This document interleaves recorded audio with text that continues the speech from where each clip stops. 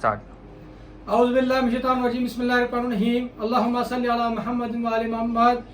जी मैं साजिद मंगी, आज हम शेड्यूल लेक्चर के हिसाब से हॉक रिहेबिलिटेशन सेंटर में मौजूद हैं और आज हमने 3 secrets of the drug rehabilitation को डिस्कस किया। तो मैंने चाहा कि वो जब हम अंदर लेक्चर देकर आएँ तो यहाँ बाहर भी हम लेक्चर रिकॉर्ड करके यूट्यूब हमारा चैनल उस पर रखें। आप तमाम लोगों से रिक्वेस्ट है कि हमारे चैनल को सब्सक्राइब करें, लाइक करें, शेयर करें।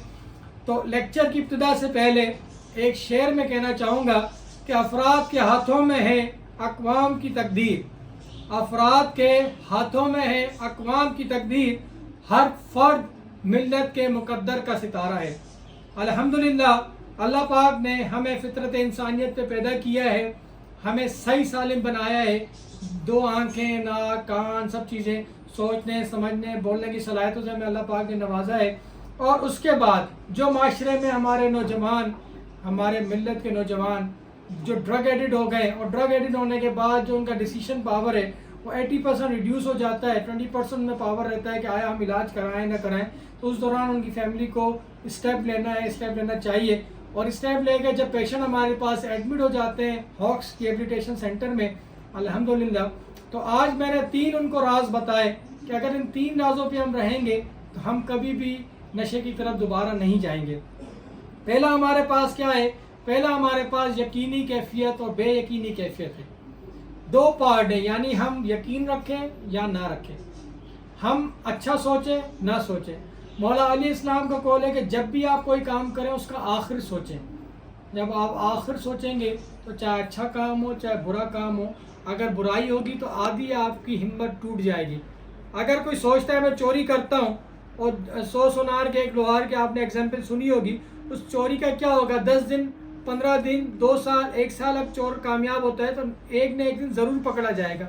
और जब पकड़ा जाएगा तो उसका आखिर क्या होगा? जब ये बंदा सोचेगा उसका आखिर क्या होगा तो 100% उसके 60 से 70% इरादे कमज़ोर हो जाएंगे।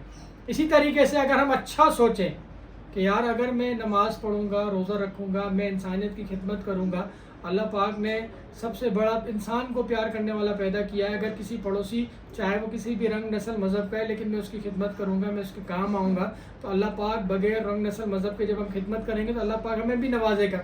तो उसके इरादे हमें और मजबूत करेगा। यानी अच्छाई हम सोचेंगे, यकीनी कैफियत में हम सोचेंगे तो हम मजबूत हो जाएंगे, बेयकीनी कैफियत में हम सोचेंगे तो हमारे इरादे कमज़ोर हो जाएंगे।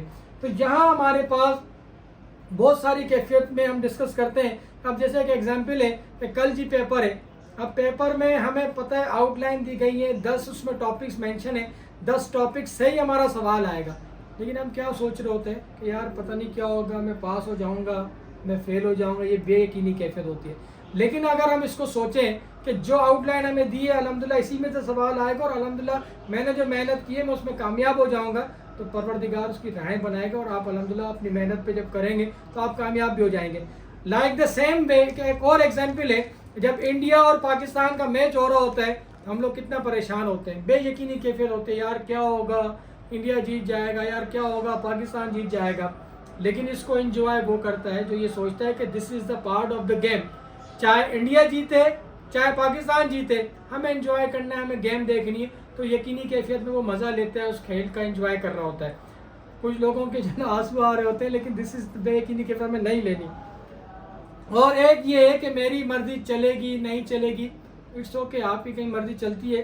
परवरदिगार ने हर जगह कैटेगरी रखी है, बहन भाई, बड़ा छोटा, माँ बाप, कहीं चलती है कहीं नहीं चलती। तो ये यकीनी कैफियत में हमें रहना है, वही हमारे पास कामयाबी की कैफियत होती है। सेकंड हमारे पास अनकंट्रोलेबिलिटी होती है। अनकंट्रोलेबिलिटी कैसे होती है कि जी बंद कर लो था